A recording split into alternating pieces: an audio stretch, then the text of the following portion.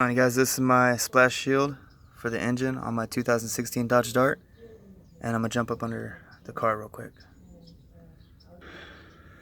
Alright you guys, so me and my lady took a little trip, and going down there on the freeway I hit a piece of a car. It looked like a muffler or something, but I took my splash shield off to check under the engine, see if any damage was done.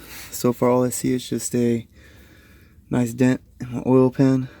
No leaking, no codes came up, anything like that. I doubt they have it, but. And this is where, excuse me, it got stuck and dragged. So I didn't really have any damage. It's just besides the oil pan. But I don't think it needs to be replaced right now. And in case you guys are wondering how to take off your splash shield, it's 12 10mm bolts. You got one right here. Right here. The only thing is just the 10mm bolts everywhere. There's 12 of them. Then you have a retainer clip, which goes right here. You got one for each side. Other than that, man, it's pretty much easy to take off.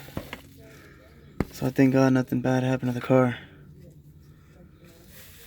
Just besides the oil pan.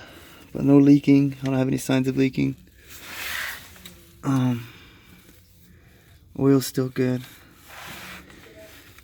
Here's you guys' engine mount. One of them.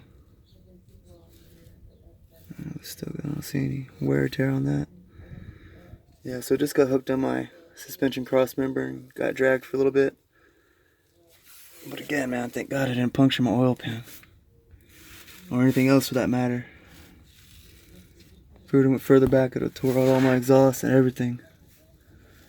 But we're all pretty much good, but that's how you take off your splash shield, your engine splash shield.